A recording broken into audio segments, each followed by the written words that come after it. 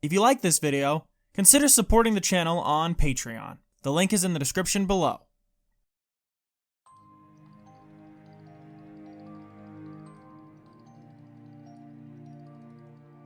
Kingdom Hearts is a series that I hold near and dear to my heart. It's one of my favorite series, not just in terms of video games, but everything, and it's been a part of my life since I was a child. One day, my mom came home with a copy of Kingdom Hearts 2 just out of nowhere, and of course that changed my life forever. Because from that moment forward, Nomura's unique series about light and darkness became something special to me. And I feel like it did a lot to shape me. So I want to give back to this series I cherish in some way. So I decided that this is what I'll do. I'll go through each of the games one by one and make videos for each of them. After all, I am here, and I might as well do something on this channel. Mistress is just an alternate dimension version of me, so I think it'll be okay if I make videos on her channel too. Besides, judging by the straps that hang around her hips, seems like Kingdom Hearts is a constant with me across all the universes, which is comforting to know. Spoilers going forward, as I don't plan on holding back at all in any of these videos. Okay, so let's back up a little. Kingdom Hearts is the 2002 PlayStation 2 classic developed by Square Enix in collaboration with the Walt Disney Corporation, and it first released on March 28th, a date that also happens to be my birthday, although I am a few years older than the series because I was born in 1999 and this game released in 2002. That's why I decided to upload this video today of all days, as it's not only my birthday, but it's also the anniversary of Kingdom Hearts as a series. The game was originally a PS2 exclusive, and is the 10th best-selling game for the system. Eventually, it would receive an enhanced re-release in Japan in the form of Kingdom Hearts Final Mix, released in December of 2002. That added new content, including additional bosses that were originally exclusive to the Western release, as well as new bosses that weren't even featured in the Western version. A big feature of Final Mix was that it included the English voices, which is apparently a selling point to Japanese fans of the games, so that's neat. Kingdom Hearts Final Mix would not see a worldwide release until Kingdom Hearts 1.5 HD Remix was released on the PlayStation 3 in 2013. In 2017, 1.5 would be bundled with 2.5 HD Remix, and both collections would be sold as a full package on PlayStation 4. In 2020, the 1.5 plus 2.5 bundle would be released again, this time on Xbox One, but unfortunately it was digital only for whatever reason. And in 2021, it would be re-released again, digitally again, but this time on PC via the Epic Games Store. On October 4th, 2021, during a Smash Direct, Sora was revealed as the final, and best, DLC fighter for Super Smash Bros. Ultimate, and during this presentation, it was also announced that all of the Kingdom Hearts games would be released on the Nintendo Switch via cloud ports, although sources cite that apparently the idea of porting them natively to the Switch later down the line is still possible, which is nice. My point with saying all this is that now is the best time to get into this series if you aren't already, as it's more accessible now than ever before. The story so far, a collection that includes not only 1.5 plus 2.5, but also the 2.8 collection and Kingdom Hearts 3, regularly goes on sale on PS4, with its usual price being at most $20 for the entire Darkseeker saga. I remember when the series had its games spread across various consoles. Now all you need is either a PS4, Xbox One, PC, or apparently a Switch at this point, to play almost all the games, with the exceptions of course being Days and Coded, which have been relegated to movies on these collections, while playable versions of the games remain locked on the DS. Now, with all of that out of the way, know that I'll be talking about this game via its Final Mix version, which is found on all the HD ports of the games, including the PS4, which is where all this footage is coming from. Though it won't have too much of an effect on my video. It's worth remembering that detail since the later releases adjusted and added things not found in the original PS2 release. A big one to me being how you can now use the right analog stick to move the camera, instead of having to control the camera via the bumpers like on PS2. A good place to start when talking about Kingdom Hearts, I feel, is the gameplay. Kingdom Hearts is an action JRPG which mixes elements of the Final Fantasy series, such as the command menu, with real-time action found in games like Devil May Cry to create a different flavor of JRPG when compared to the more traditional turn-based combat found in the genre. Personally, I think Kingdom Hearts as a whole has some of the best combat out of any action RPG, and in some of the later games, such as Kingdom Hearts 2 and Kingdom Hearts 3, they become borderline character action with the way that they handle combat. Here in KH1, however, it doesn't go that hard, but it isn't any slouch either. One thing I love is the shortcut system, which allows you to equip 4 spells or items to the face buttons that can be pressed on the fly when the menu is brought up. This means using spells and items in combat isn't a hassle, which it would have been if you had to constantly scroll down to those sections of the command menu all the time. Typically, I like to assign Cure to X as soon as possible, meaning it's the quickest spell to access. Sora's base moveset is fairly simple. X is your attack, with circle acting as your jump. Sora at the start of the game has a basic 3-hit combo, and doing it in the air actually changes the attack. What's neat is if you time your presses, it actually improves your combo speed, as slamming down on the buttons without thought actually makes your attacks come out slower. I love Sora's Keyblade swinging in this game. The animations have this weight to them, and I love how as the series progresses, Sora's swings become more skilled and focused as he matures, becomes more experienced, and hones his swordsman skills. Or I guess, keysman skills. Combo modifiers you gain later in the game like Counterattack, Hurricane Blast, and Aerial Sweep, and Ripple Drive, and many more, all carry over this feel of satisfying weight that I just love about this game's combat animations. In battle, you can hit R1 to lock onto enemies. Think of it sorta like the lock-on in Ocarina of Time, which is an exceptionally handy mechanic not just in this game, but every other game in the series, as well as just about any action game if you ask me. Simply tapping R1 again will release the lock-on. You don't have to hold the button to remain locked on, thankfully. Sora's various spells serve different purposes, very much like the spells in the Final Fantasy games. Fire and ice spells are fired the same way in this game. They're straight shots that serve opposite types of damage. Thunder, when cast, sends a flurry of lightning strikes down around Sora. It's an AoE attack, basically. There are also non-offensive spells, my favorite of course being Cure, which is used to recover health at the cost of some HP. In later KH games, Cure would instantly restore all of your health at the cost of your full MP bar. But here in KH1, it only costs a fragment of MP because it only cures a fragment of health. And of course there are other spells in the game you gain later, like Gravity, Arrow, and Stop, which all have their own unique functions as well. Gravity is a purple and black ball that forces any enemy it grabs down into the ground. Stop stops time for any enemies affected, Zawaldo style, giving you free hits in. I should note that while enemies are stopped, their health won't go down because the damage is stacking, and until the spell wears off, they don't start getting hit. I love this though, because it's so fun to deal like a lot of damage to an enemy, and then once the spell wears off, you just get to watch them take it all at once. It's hilarious. Arrow is a defensive spell, sorta like Cure, but instead of healing you, it makes a wind shield around you, or whoever you cast it on, which reduces damage, and also can deal damage, as it actually causes damage to any enemy that hits it. If you're like me, you won't be using Arrow nearly as much as Cure until you reach the final area where you will end up using it a lot. I suggest just using it, like, consistently, because there's just no reason not to once you get it. Each and every spell has upgraded forms of themselves that are achieved in different ways in the game, either through story beats or through additional side content. You can actually completely miss Thunder as a whole spell if you don't go to Olympus, which, by the way, you can completely skip Olympus if you wanted.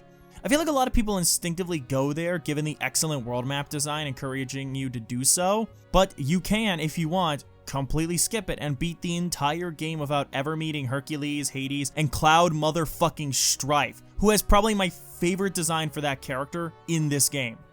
Spells serve more than just combat purposes though, as they also are utilized in parts of the various worlds to solve puzzles. More than any other KH game I feel, KH1 encourages clever use of the spells to solve world puzzles, to acquire items, and even advance the plot in some places like Wonderland and Agrabah.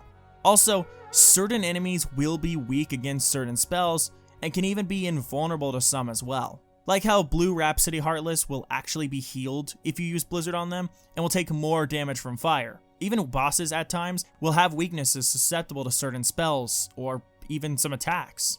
I love how spells work in tandem with the action combat. Fighting with a Keyblade will gradually restore your MP, and thus using your spells alongside the melee combat is the best strategy, and the gameplay pushes you towards that subtly by doing this. There's also summons, again, another mechanic taken from the Final Fantasy games, but instead of monsters like Bahamut and Ifrit, all of the summons are Disney characters, and they're accessed in this game via items called summon gems, that you can find in various worlds and then return to the Fairy Godmother to gain access to the new summon. In the original game, summons were in the same slot on the command menu as magic, but in the modern releases such as the one on PS4, summon has its own section of the command menu. Summons use up MP because of this, no matter the version. And they remain summon as long as you still have MP, so theoretically, you could milk summons as long as you have ethers to restore your magic, which becomes exceptionally useful at times, especially with my personal favorite summon in this game, Tinkerbell, which is not because she's hot, although she is. She's the only summon that doesn't remove party members from the battlefield, and along with that, she's constantly healing you as long as she's on screen, which means she's essentially a constant cure. Also, if you die while she's out, she'll revive Sora, but she can only do this once per summon. They actually bring this back with the Peter Pan summon in KH2, which I like. All of the summons have their own uses. Dumbo is great for crowd control, Genie's a very offense-based summon who uses magic attacks, Bambi is a godsend for item farming, Mushu is a rapid-fire turret that sits on Sora's head, and Simba has a special attack called a Proud Roar. I like the little detail of Leon being the one that gives you Simba's summon gem since, you know, Leon's whole aesthetic is lions. The game of course also features a leveling system. It is still an RPG after all, and this leveling system goes all the way to level 100. Later games would have the level cap be the more traditional 99, but it's neat to know that in this game it was 100. Throughout the story, Sora will unlock new abilities that you can equip to improve his various skills. Some abilities are given to you by the story, like high jump and glide, while others you obtain through leveling.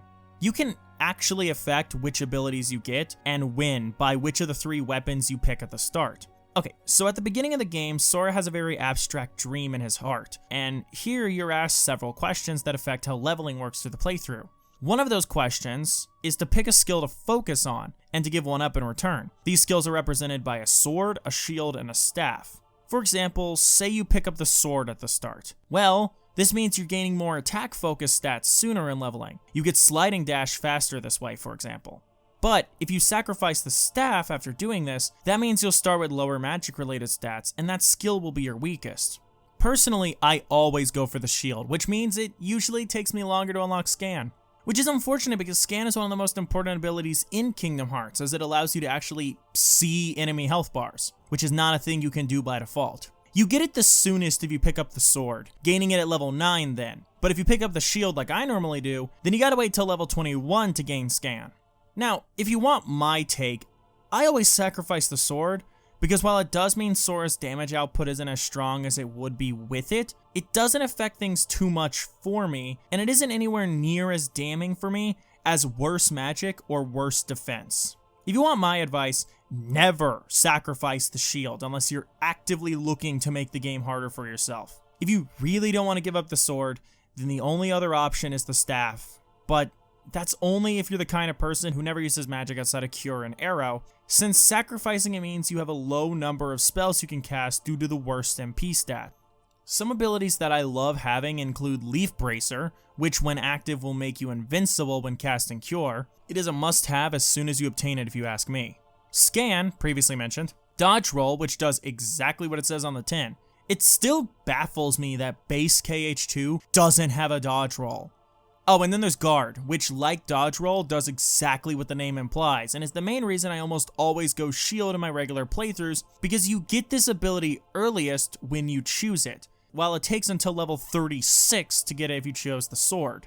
There's a lot going on with the original Kingdom Hearts in terms of mechanics, stats, leveling, and combat overall. So while the game doesn't hit the borderline character action level that games like KH2 hit, that doesn't mean its combat isn't worth exploring, because there's a lot of depth here. There's only like 2 parts of the gameplay that I feel are a little rough. In terms of Sora's gameplay, that's platforming.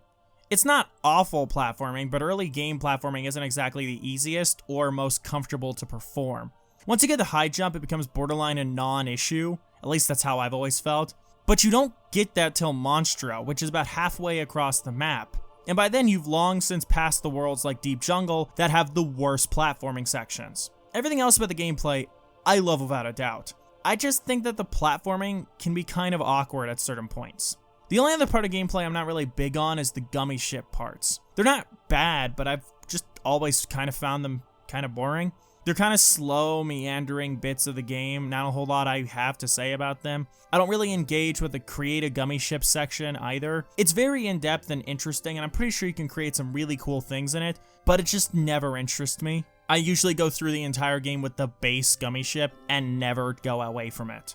I will give KH1 this though, I don't really like the gummy ship sections in any of the games that have them in general. I want to hold off on talking about the story stuff until a bit later, given I have a lot to talk about in that particular area. So instead, let's talk about worlds right now, given I've already covered the gameplay. Kingdom Hearts has several worlds. This fact holds true for the rest of the series as well, with most of them being based on beloved and classic Disney films, but some of them are also original creations made for this series. For KH1, the Disney worlds include Wonderland, Deep Jungle, Olympus Coliseum, 100 Acre Woods, Agrabah, Halloween Town, Atlantica, and Neverland. Disney Castle is also present in the game's story, and you can see it on the world map, but you cannot access it in the game at any point during gameplay. An early trailer for the game shows off early versions of the character models and existing worlds in this game, as well as some scenes that aren't present in the final game. I bring up this early trailer though because for a brief moment you can see Sora running in the hall of Disney Castle. Like I said, Disney Castle isn't in the final game as a playable world, but this trailer suggests that it was originally set to be one that you could visit. If I had to hazard a guess why it wasn't included, I'd say it's due to visiting it not making sense in the plot. Like Goofy and Donald's story is that King Mickey, who is never referred to by name in this game by the way, has disappeared, and they were instructed by a note he left to find the key, i.e. the Keyblade, i.e. Sora, and follow it. So I can't imagine any reason for the trio to go back to the castle during the plot. For the KH original worlds, we have Destiny Islands, which is where Sora starts off and cannot be returned to once the opening of the game's been finished, by the way. Traverse Town, which is where those who have lost their worlds and survive go to, which is why Sora lands there upon being taken away from his home, his island. This is where Sora meets Yuffie, Aerith, and Sid from Final Fantasy VII, and Squall, that's Leon.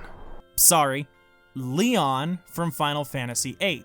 Dive into the heart, which appears at the start of the game. It basically symbolizes the heart of the individual you're inside.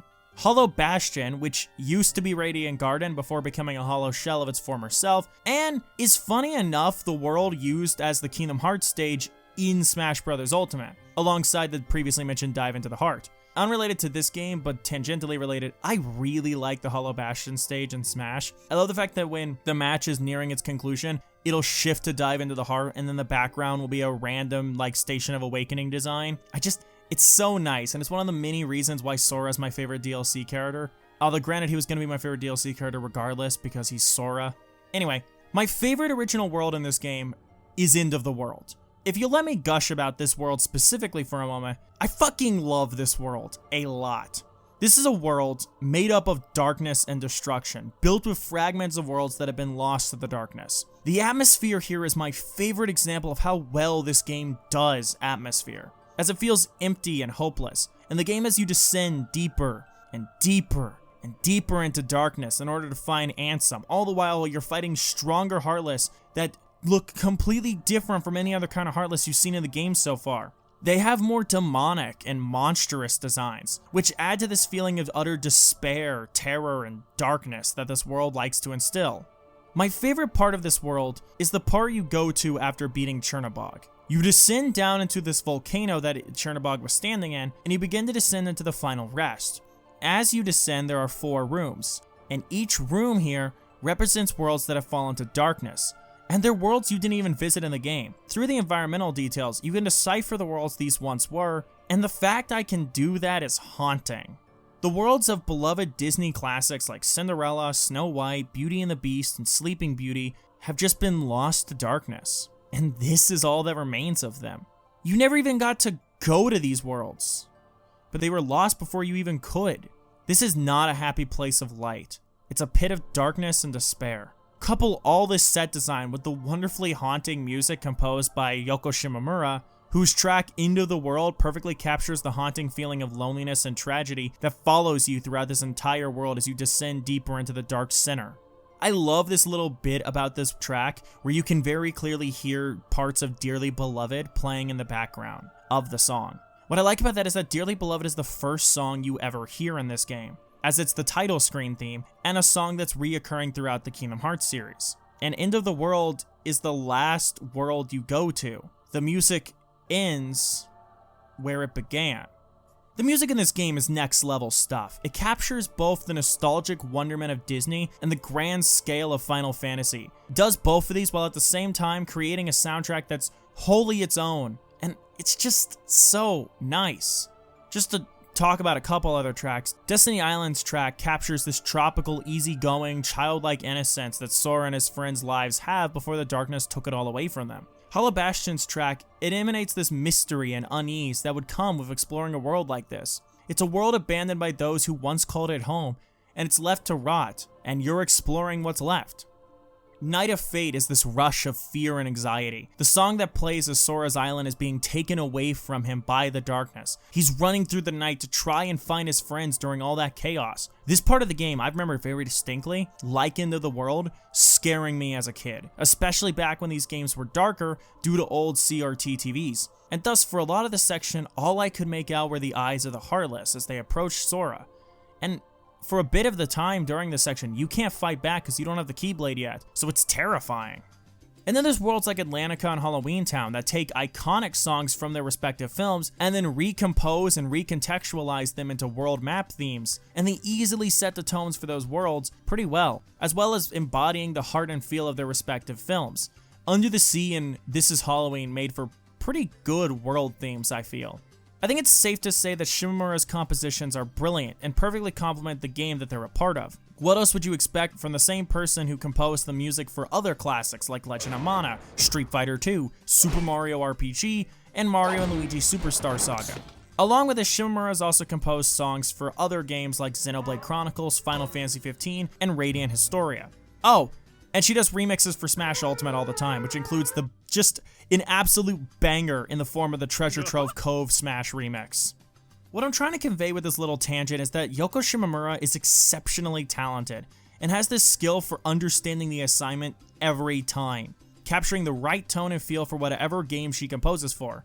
And before you ask, since I assume you've been thinking about it since I mentioned Street Fighter II about a sentence ago, she did in fact compose Guile's theme. Back on Worlds though, I think level design is overall really strong for this game. They feel much larger than they actually are, due to the secrets being hidden in them like treasures and areas, but also clever camera positioning helps, because it makes the world seem larger in scale, especially when compared to Sora, which I like a lot. Each world based on an existing Disney film feels like that movie, and each world that is original sets its tone and atmosphere excellently. They all feel like real parts of this overall universe. There's only one level in this game I don't really like, and that's Deep Jungle. Now, its atmosphere and its general aesthetic are perfectly in line with the film it's based on, Tarzan. And if you know your way around the world like I do, then most of my complaints are a non-issue. But it is not very fun if you're new.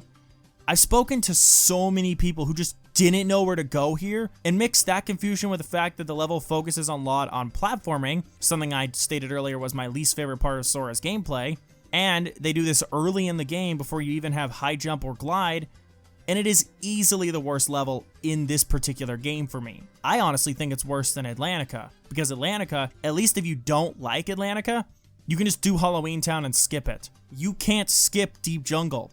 Outside of that issue, like I said, I do think this world does a solid job at capturing the atmosphere and aesthetic of Disney's Tarzan. And I do think it's unfortunate that we'll never see another attempt at a Tarzan world in Kingdom Hearts, given how Disney no longer holds the adaptation rights to the IP, and thus can't make any new Tarzan content. It's interesting how this makes Deep Jungle the only world that isn't featured in any other Kingdom Hearts game outside of the first one. They don't even mention it since then. I like to hilariously headcanon that when they were restoring Sora's memory, the stuff involving Deep Jungle got corrupted, and thus no one actually remembers going there. But since we'll never go back there, this will never be confirmed or denied. I don't know, it's just a funny little thought I like playing around with sometimes. Every other world featured in KH1, by the way, does return in one form or another in future games. Traverse Town returns in Dream Drop Distance and Encoded, Wonderland is in Days, Neverland is in both Days and Birth by Sleep, Atlantica, Halloween Town, and Agrabah all return in KH2, as well as other games. Olympus is in basically every game in the series. Not all of them, but almost all of them. Hell, Into the World appears in Fragmentary Passage. And Radiant Garden shows up, Hollow Bastion shows up in KH2 and Birth by Sleep and KH3, and sometimes it's just called Radiant Garden in those games, but it's still Hollow Bastion. Plus, all the worlds in this game are also in Chain of Memories as well. Given how that game is structured, that goes without saying. And also, they all appear in Melody of Memory for similar reasons. But even in both Chain of Memories and Melody of Memory, two games where, like, logically revisiting Deep Jungle would make sense because Chain of Memories and Melody of Memory are both, you know, going through Sora's memories, Deep Jungle is just nowhere to be seen due to the nature of Disney's relationship with the Tarzan IP. Let's get back on track. I briefly made a comment earlier about how I think the world map in this game is good. And I do. I think it's excellent. And the way it subtly nudges you in the right direction at almost every turn is really nice. A good example is very early in the game. Upon leaving Traverse Town, you're faced with two choices. Do you go up or down? Up will take you to Wonderland and down will take you to Olympus. But the game doesn't tell you which world they are until you land there. I like that as well because it adds a sense of discovery to it. You just pick a direction and sail towards it, and then you'll find out where you land. Upon finishing either of those worlds, a new option pops up, which is Deep Jungle. And then you'll most likely go there next because you don't have the warp gummy yet, which means doing a loop back around to go to the option you didn't pick earlier would be more of a hassle than just simply going forward and roundabouting later. Then, upon completing Deep Jungle, you'd go to the option you previously skipped to, again, roundabout back to Traverse Town.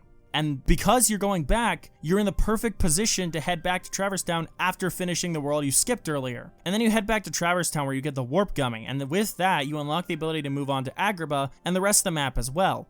The Warp Gummy also lets you warp instantly to worlds you've already been to, which saves so much time on revisiting worlds you've already completed. I love the way this game's map is structured. It's so neat. And the music that plays when you're on the map, choosing where to go next, is so nice, and it just feels so adventurous. I love it. Now, I want to talk about the story. To start, I want to talk about Sora and his character in the story, because I have a lot to say about him. Sora, to me, is the perfect character to be the protagonist of Kingdom Hearts.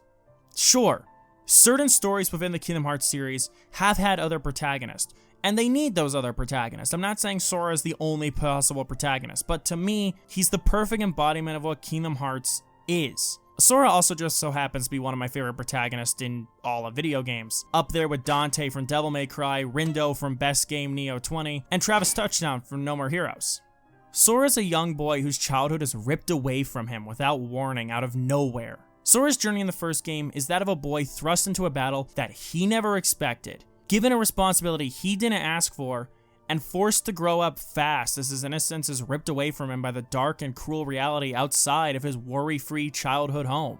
I feel like the worlds chosen for this game reflect that journey. He meets these classic Disney characters that many of us grew up loving, and while helping them through their own struggles, they subtly help him as he matures, and I think that's just so cool. These characters are like synonymous with childhood for a lot of people, and they're essentially helping this young lost child go through his coming of age story, and I think it's a really clever use of these established characters. You see Sora mature over the course of the story. I mean, early in the game, him and Donald are at odds constantly because both of them only care about what they want and not what anyone else wants. Sora wants to find Riku and Kairi, and Donald only cares about finding the king. This comes to a head in a major way when, upon arriving in Deep Jungle, Donald wants to just skip it because he looks at the world and thinks Mickey would never be there. But Sora insists on going because Kairi and Riku might be there. And this leads to a fight over the controls, which thus leads to them crashing, and then they're separated. When Sora introduces himself to Tarzan, he first starts by asking Tarzan if he's seen his friends and starts describing Donald and Goofy. But then he just remembers the fight and switches to asking Tarzan if he's seen Kairi and Riku. What I like is that the game doesn't tell you, like, directly that he's remembering the fight. He just stops, thinks to himself quietly, and then changes trajectory. And then you know why he did that. By the end of the world, though, Donald and Sora have realized how selfish and mean they've been to each other, and then they awkwardly apologize. And by the end of the game, Sora isn't the same kid he was at the start. By the end, he knows more than he did before. He's been to other worlds, he's fought horrible villains and dark creatures, he's gained new friends with each place he's visited, he's suffered great loss, and he's sacrificed seemingly everything for the people he loves. This growth stays with him for the rest of the series, but what I love most about this is after all he's been through, all he's seen, and everything he's lost, he never loses his light. Sora is a light that never goes out. That's why I feel like he's the perfect protagonist for this series. By the end of the first game, he's grown in such a way that he's willing to give up his own happiness, just as long as it means someone else can be happy instead. Like I said, at first he was very much concerned with finding Riku and Kairi and returning everything to the way it was. but by the end, he's different. He's grown. Yeah, he still cares about finding his friends, but he cares about what other people want, what other people need too. He's selfless, he's optimistic, and he's inspiring. Even in the darkness, he's optimistic and inspiring. He's not perfect. He can feel hurt and despair. He's still a human being, and in this game and later games, we do see him suffer. But that light inside of him is undying. It's like what he says to Ansem. The heart may be weak, and sometimes it may even give in. But deep down, there's a light that never goes out. He's the light that never goes out. He's this undying light that inspires those around him, and he overcomes difficult odds due to not only the power he possesses, but the heart that beats inside him. Without a doubt, I'll continue to highlight Sora in the future videos on the other games because I really do love this character, and I love how he progresses over the course of the games. But for just the first game, I feel he's a solid protagonist that develops over the course of the plot naturally, and he carries with him the overarching theme of this particular game. To rival Sora as the other main character of this game, Riku. Riku also so happens to be my favorite Kingdom Hearts character, period, but details. Riku is Sora's best friend alongside Kairi. He's a young boy during this game, like Sora, and wishes to see other worlds like his friends. Unlike his friends, however, Riku's curiosity is more than just a desire for adventure. For Riku, it's to answer these questions he's been having. Thoughts of other worlds and what that would mean for him. He says it clear as day in the opening minutes of the game. If there are other worlds out there, why do we end up on this one? A question that Sora and Kairi just can't answer. And I feel they don't really understand what he's asking. I mean, Riku's 15 in this game. Existential questions are pretty common for teenagers. But I feel like Sora and Kairi haven't gotten to that point in their lives yet where they start thinking about larger things than themselves. When the darkness overtakes their island, Riku embraces it instead of fearing it. To him, it's the opportunity he's always wanted, an escape from the world he's always known, and the ability to see what else is out there. This desire to expand the horizon and escape what he's always known is what leads to his downfall, as that curiosity is what Maleficent and Ansem use to manipulate him and turn him into a puppet for their schemes. While Sora's childhood innocence is forcefully taken from him by the darkness, Riku lost it before the darkness even came. Like I said, it's only natural for someone his age to ask questions like, why are we here and is there more out there? Riku is meant to contrast Sora throughout this entire game. Even their designs contrast one another. Sora's primary color is red, while Riku's is blue. Sora's hair is brown and spikes all out, while Riku's is white and it spikes downward. The way they wield their Keyblades are complete opposites too. Riku holds his up with one hand, while Sora holds his low with both hands. Sora is light and Riku is darkness. By the end of the game, Riku realizes that he fucked up as Ansem uses the darkness in Riku's heart as an opening to take full control of his body. After Sora's sacrifice, which wakes up Kairi and the other princesses at the cost of turning Sora into a Heartless, Riku uses what little strength he has left to stop Ansem just long enough for Kairi to escape with Donald and Goofy. Riku isn't evil. He was a kid who made a mistake by letting his desire for more blind him to what he already had. This moment's important, as it sets the stage for the arc Riku goes on for the following games. It's also important to me because I feel like it sets up perfectly that Riku isn't evil. He's not a bad person. He's just someone that gave into the darkness. And as the series progresses, we see that people that give into the darkness aren't necessarily evil by default. Next up is Kairi, the girl caught in the middle of all this and the last of the Destiny trio, and admittedly, she's the weakest character-wise. Kairi is a girl that Riku and Sora grew up alongside after she came to the island when they were little. And when the darkness came, she reached out to Sora before being taken away, just like everything and everyone else. She spends most of this game as a lifeless body, trapped in an eternal slumber as her heart is gone. Her heart, as revealed when you go to Hollow Bastion for the first time, resides inside Sora's, and has been there since the start. The game actually hints at this multiple times early on, like in Deep Jungle when you collect the slides for Jane, and the castle slide has Sora feeling a strong sense of nostalgia in response, despite the fact that he's never been to a castle like that. This is because the slide resembles Radiant Garden, and Radiant Garden is the world Kairi originally came from before coming to Destiny Islands. Kairi is a princess of heart, one of the 7 that exist, and is thus one of the keys to Ansem's plan to awaken Kingdom Hearts, so it can bring him into everlasting darkness. Or that is his plan anyway. Through the story, Ansem has been stealing the princesses from their worlds and collecting them to achieve his ultimate plan. By placing her heart in Sora's, Kairi essentially halts that plan, which was smart on her part. That said, I wish I could say Kairi was a stronger overall character in this game, but she's not.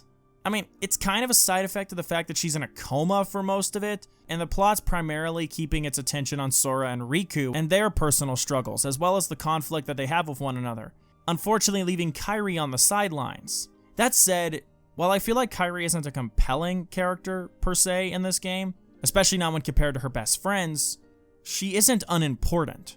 She's actually very important to this plot. Without her, a lot of this plot just can't happen, and she's key to one of Sora's character-defining moments in this first game, which, as mentioned earlier, is when he shoves the Keyblade of Heart through his chest to release Kairi's heart as well as the hearts of the other princesses to return their hearts to their bodies, an action that leads to Sora losing his own heart and becoming a Heartless, as previously mentioned.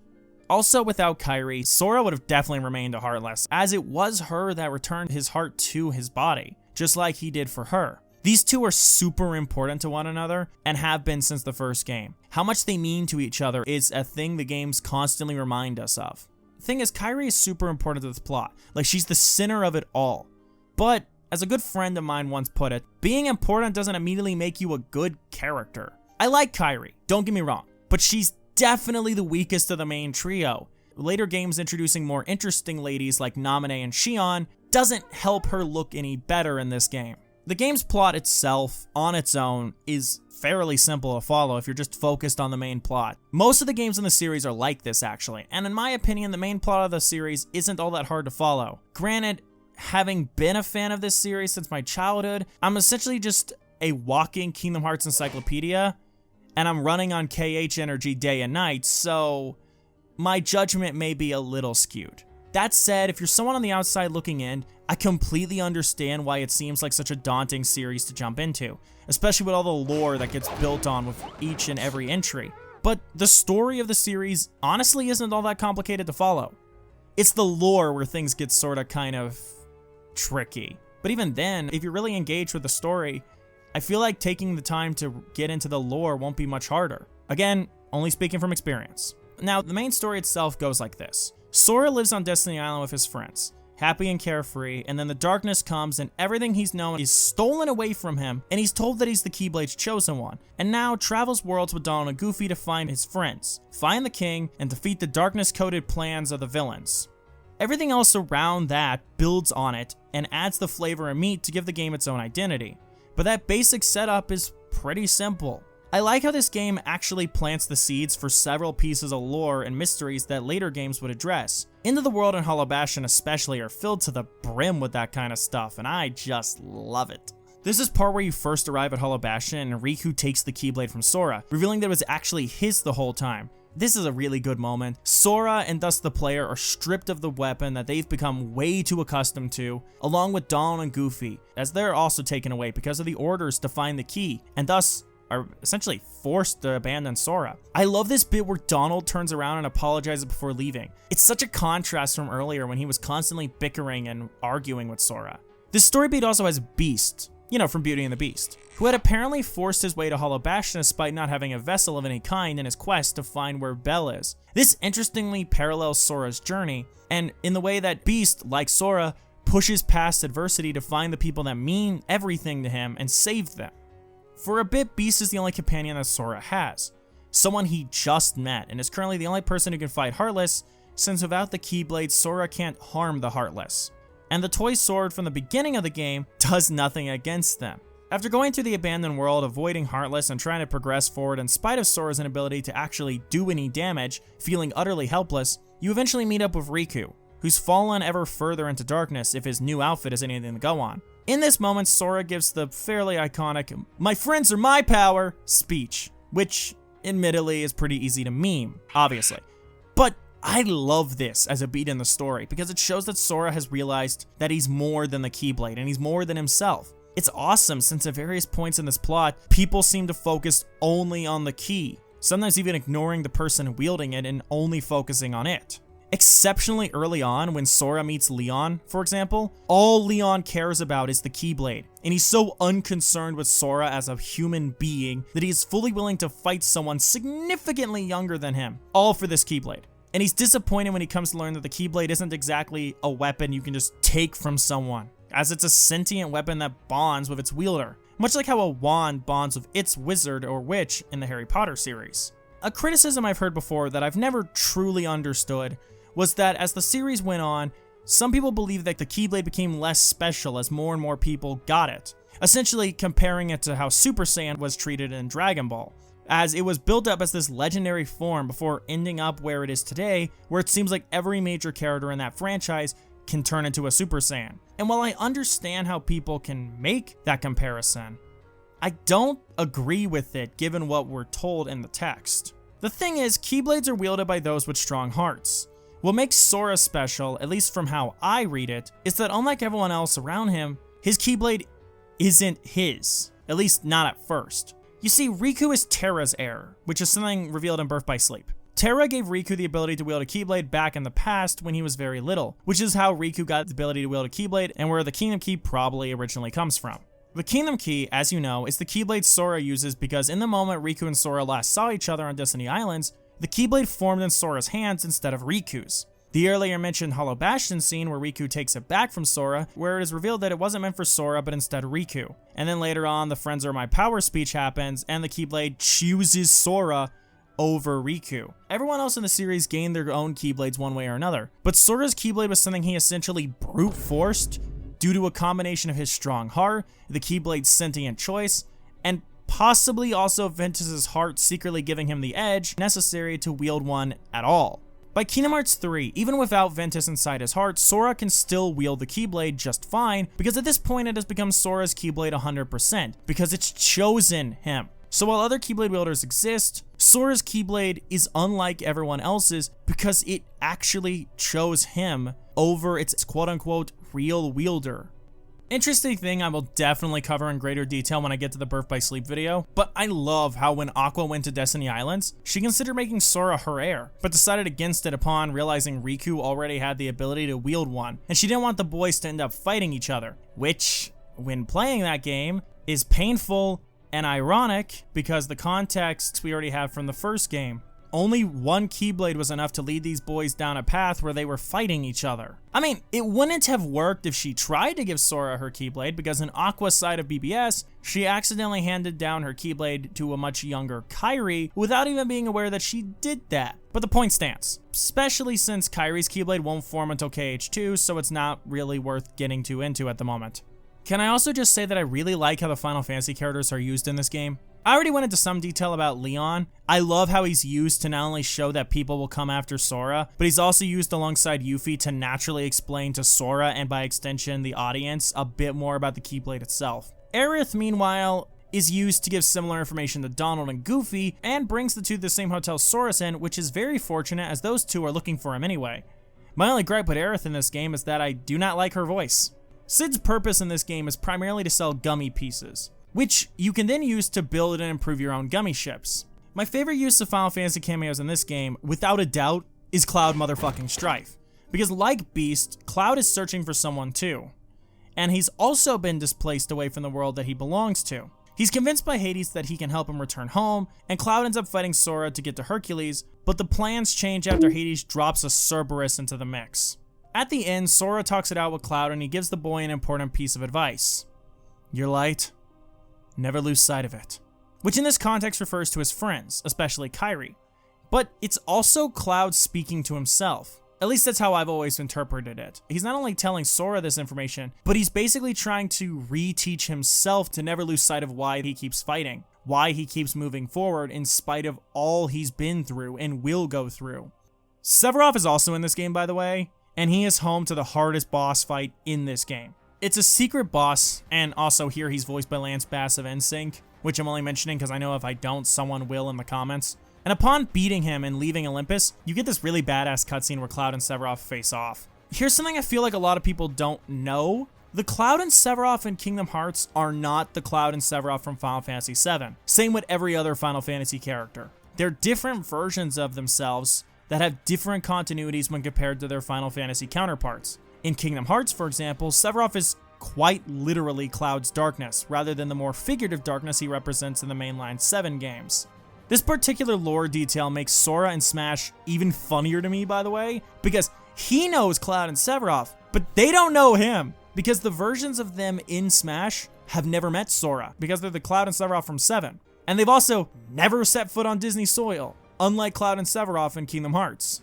I mentioned Lance Bass playing Sephiroth earlier, and I also briefly mentioned that I don't like Aerith's voice in this game, so I feel like now is a pretty decent time to talk about voice acting. A pretty well-known aspect of Kingdom Hearts is the voice cast of its characters. Haley Joel Osment plays Sora, David Gallagher plays Riku, Hayden Panettiere plays Kairi, Billy Zane is Ansem, etc, etc. I think overall, the voice acting in the game is fine. I'm not going to sit here and pretend like there aren't awkward moments in delivery, especially with the child actors, but that's honestly to be expected. That said, it's still not what I would consider bad by any stretch of the word. Osment and especially Gallagher do really well and play their characters excellently. And they'll only get better and more attuned to these roles as the series progresses forward. The only actor I think is really bad in this game, even worse than Aerith's VA, is David Boreanaz. I like David Boreanaz. He's great in shows like Angel and Bones. Plus, I think that the casting of him to play Squall, in theory, is an excellent casting choice, but he just doesn't deliver here. Again, not knocking him as a performer, not at all. He's a fantastic actor in shows I've seen him in. But every line that Leon says in this game is just so lifeless and emotionless, and I hate it. And I think Doug Erholtz, who takes over for Leon after this game, does a much better job at bringing life to this character vocally. Steve Burden was a great choice for Cloud Strife. And it makes sense to me why, after this game, he'd continue to play the character in English up until Final Fantasy VII Remake would recast Cloud with Cody Christian, who also, for the record, does a great job with Cloud in that game.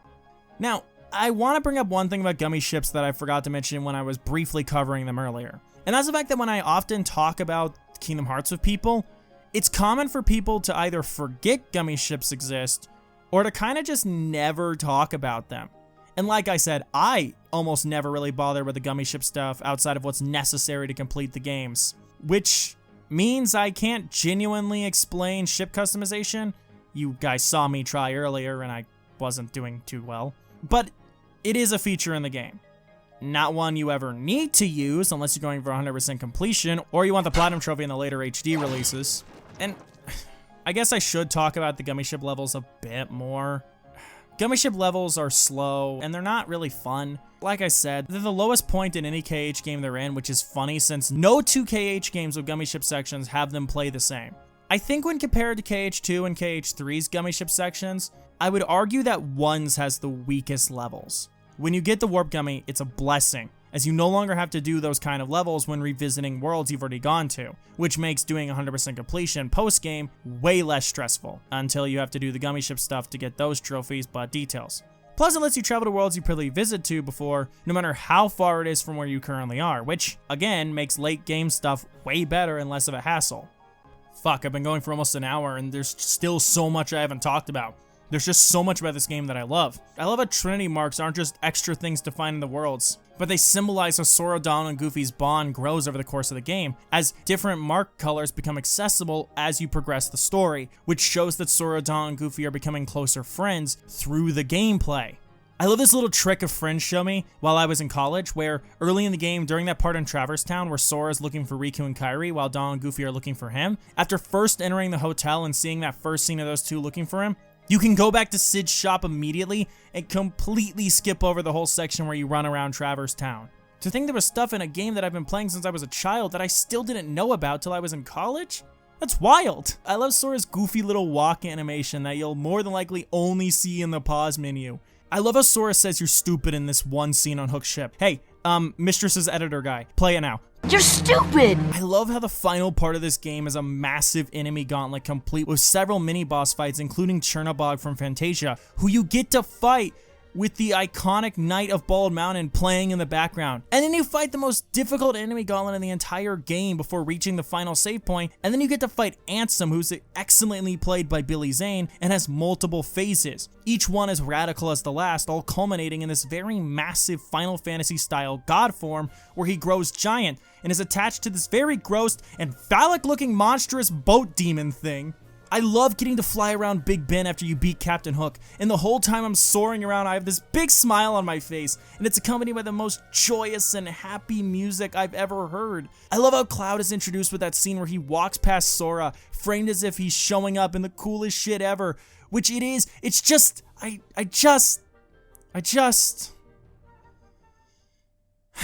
fuck. I just love this game. I love this series. Sure, the first game's a little basic in places when compared to its successors, but there's a genuine heart to this game that's just so rare. And what Kingdom Hearts is wholly unique to itself and all its own. Underneath the service level novelty that is Donald Duck and Cloud Strife sharing breathing space is something unlike anything I've ever experienced in games as a whole. And let me tell you, I've played a lot of games. There's a reason this game and the series it spawned has stuck with me after all this time. There's a reason I wanted to give back somehow. And that's what motivated me to make this video and start this series of videos, which are just essentially me finding an excuse to gush about one of my favorite series because I have a space to freely do that now. I understand that these games aren't for everyone. In truth, I don't think there's such a thing as a game that's for everyone. Because, well, we're human beings and opinions are subjective and tastes are different and all that. And that's okay, but I loved it. And that love is special to me. It's sacred to me. Kingdom Hearts set the groundwork for me in a lot of ways and it shaped my personal taste. I think these games are the reason I'm so willing to accept concepts that people think are too weird or out there. I think it's the reason I got so into weird niche games, because this opened the gate for me. And it's also something that means more to me than I think I'll ever be able to properly explain with words, no matter how hard I try. This video, it's not like the usual stuff Mistress puts on this channel. I mean, it's still about a video game, but it's different. It's not really review-like. I mean, it's still a review in some way, but it's more personal, more guttural. And for the longest time, I was afraid to make videos like this because I was afraid it'd just be me rambling. But instead of rambling to people in Discord calls, it's me rambling into a microphone and then having a guy edit it for me into a video. My love for Kingdom Hearts is strong. Ask anyone who's spoken to me for more than 15 minutes and they'll tell you that much. And like I said, I want to give back to this series that's just given me so much. This video's and its sequels are my attempt at doing that. There are plenty of videos online analyzing Kingdom Hearts, reviewing Kingdom Hearts, writing about Kingdom Hearts, etc., etc. But this video is just me trying to share my thoughts and love for something important to me, and sometimes I think that's more than enough. I absolutely adore finding videos online that are just people unashamedly gushing about things they love, getting personal about it and sharing how they feel about things, because it's just so cool to see someone just love something like that and have the confidence to put that love out there and share it with other people. The first Kingdom Hearts game isn't perfect, but it doesn't lack depth, and it certainly has heart. That heart remains for the rest of the series, and it's that genuine heart that I love. I mean, sure, the first game is arguably rough in places. Rougher, more or less, depending on who you ask, but the game's great overall. It's a nice, simple, and clean experience that set the stage for something truly special.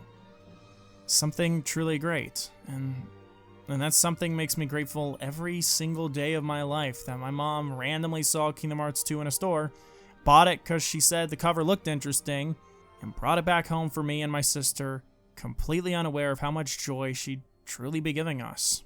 I have so many wonderful memories of not only this game, but this series. For this game, I have fond memories of playing it in my home's living room on this 2005 Dura brand 13-inch CRT.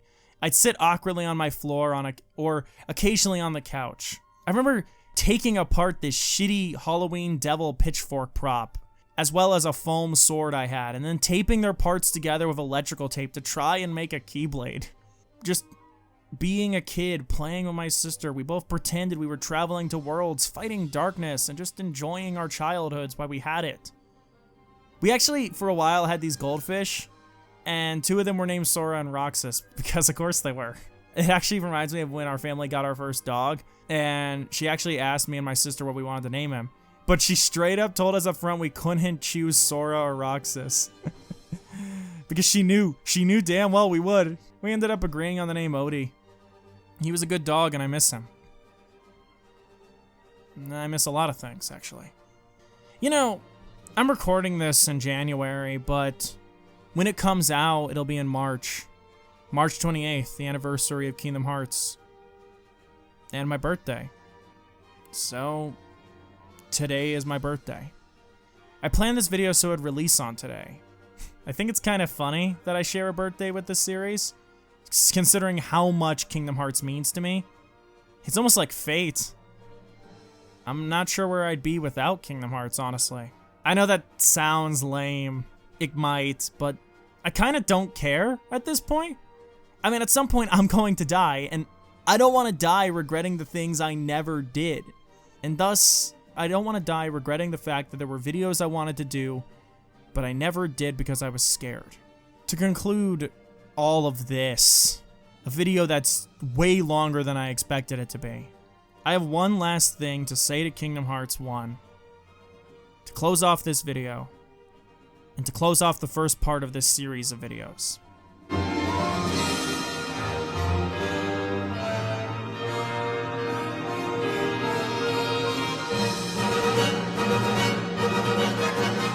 Thank you.